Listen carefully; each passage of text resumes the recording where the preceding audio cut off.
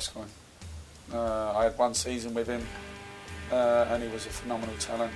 I think I was probably privileged enough to play with him in his best year.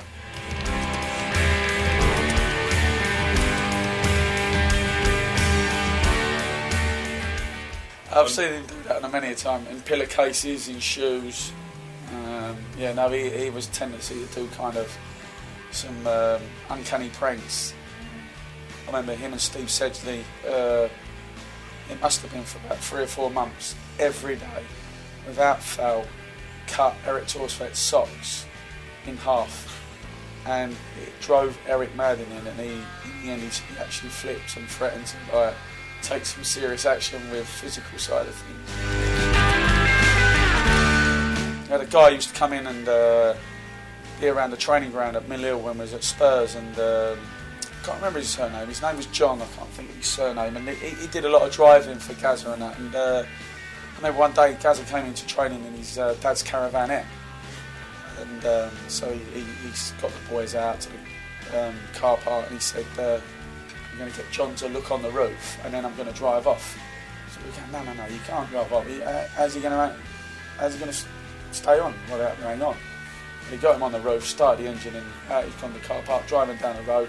John's hanging on the back of this trailer on the ladder, and he was just like crying his eyes out. He drove out about a mile or two, left him hanging on the top.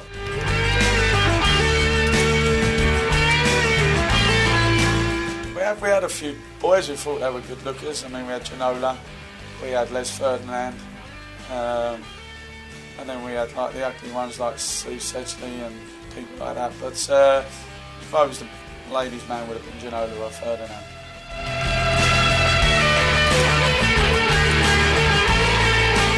Christian Ross, without a doubt. The guy was out of his depth. And I think that was a matter of time before he went, and he did, and I thought he treated me unjustly and banished me to the reserves, straight away without giving me a chance, and I was delighted when he got the sack. He was quite arrogant and quite rude, and I thought very disrespectful to me, and I showed who had the biggest character, and he was trying to get rid of me to any club that he could, and I'm delighted that I stuck it out and surpassed him and went on to win like another cup with Spurs. Players revolted against him. He wasn't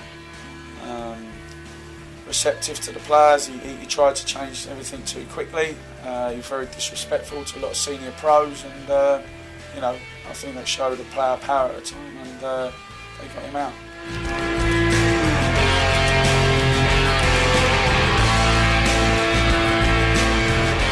But yeah, I'm over it now.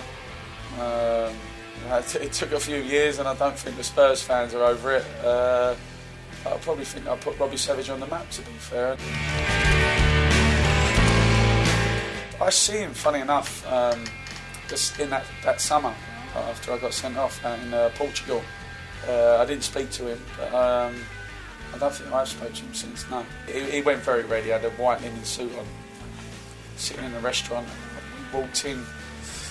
I was on holiday with a few friends, and there was about a crowd of 15 of us walked into the restaurant, and I think he was a little bit more embarrassed than I was.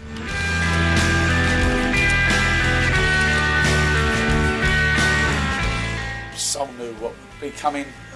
He's big enough and good enough to deal with that, and I think he's shown his performances and the level of performance he's produced over the years. I think for Sol it's water off a duck's back. But I think the Tottenham crowd can enjoy it.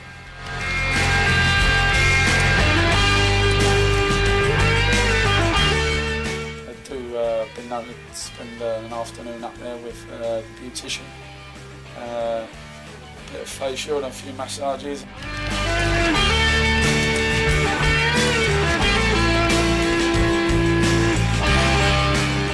The tight kit never brought any L'Oreal in for any of us, but used it all on himself. But he took his time in the shower. Yeah, but it was great, he was going great at the age of 28, 29, so there was nothing to be proud about.